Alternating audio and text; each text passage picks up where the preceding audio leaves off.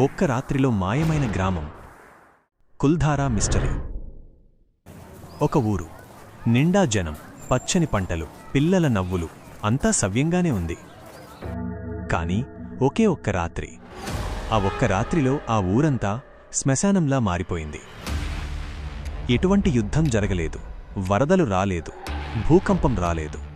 కాని తెల్లారేసరికి ఆ ఊర్లో ఒక్క మనిషి కూడా లేడు. సుమారు 80 గడపలున్న ఆ ఊరు రాత్రికి రాత్రే ఏమైపోయింది? వాళ్ళు ఎక్కడికి వెళ్లారు? అసలు మనుషులు ఆవిరైపోయారా, లేదా దెయ్యాలు తరిమేశాయా? ఇది రాజస్థాన్లోని కుల్ధారా, భారతదేశంలోనే అత్యంత రహస్యమైన దెయ్యాల కోట.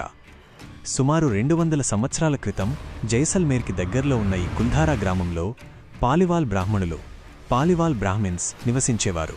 వీళ్లు చాలా తెలివైనవాళ్లు మరియు వ్యాపారంలో ఆరితేరినవాళ్లు. ఎడారిలో కూడా పంటలు పండించే టెక్నిక్స్ వీళ్లకు తెలుసు. అందుకే కుల్ధారా ఒకప్పుడు సిరిసంపదలతో తులతూగుతూ ఉండేది. కాని ఆ ఆనందం ఎంతో కాలం నిలవలేదు. ఆ ప్రాంతాన్ని పాలించే సలీం సింగ్ అనే దివాన్ కన్ను ఈ ఊరి మీద పడింది. అతను చాలా క్రూరుడు. ఒకరోజు సలీం సింగ్ చూపు ఆ ఊరి పెద్ద కూతురి మీద పడింది. ఆమె అందం చూసి మోహించిన సలీం సింగ్ ఆమెను తనకిచ్చి పెళ్లి చేయాలని, లేదంటే ఊరిని నాశనం చేస్తానని హెచ్చరించాడు. ఆమెను తన దగ్గరకు పంపడానికి గ్రామస్తులకు కేవలం ఒకరోజు గడువిచ్చాడు. అది ఒక భయంకరమైన రాత్రి. ఒక పక్క ఊరి పెద్ద కూతురు జీవితం, మరోపక్క క్రూరమైన దివాన్ కోపం. ఆ ఊరి ప్రజలు ఏం చెయ్యాలి? గ్రామస్తులందరూ గుడి దగ్గర సమావేశమయ్యారు. తమ కూతురిని ఆ క్రూరుడికి ఇవ్వకూడదని నిర్ణయించుకున్నారు. ఆత్మగౌరవం కోసం తమ ప్రాణాల కంటే ఎక్కువగా ప్రేమించే సొంత ఊరిని వదిలేయాలని నిర్ణయించుకున్నారు. రాత్రికి రాత్రే కుల్ధారా గ్రామంతో పాటు చుట్టుపక్కల ఉన్న మరో 84 గ్రామాల ప్రజలు తమ సామాన్లు సర్దుకుని వెళ్ళిపోయారు. కాని వెళుతూ వెళుతూ ఆ ఊరికి ఒక శాపం, కర్స్ పెట్టారు. ఈ రోజు నుండి ఈ ఊర్లో ఎవరూ నివసించకూడదు, ఎవరైనా ఇక్కడ ఉండటానికి ప్రయత్నిస్తే వాళ్లు నాశనమైపోతారు అని శపించి వెళ్ళిపోయారు.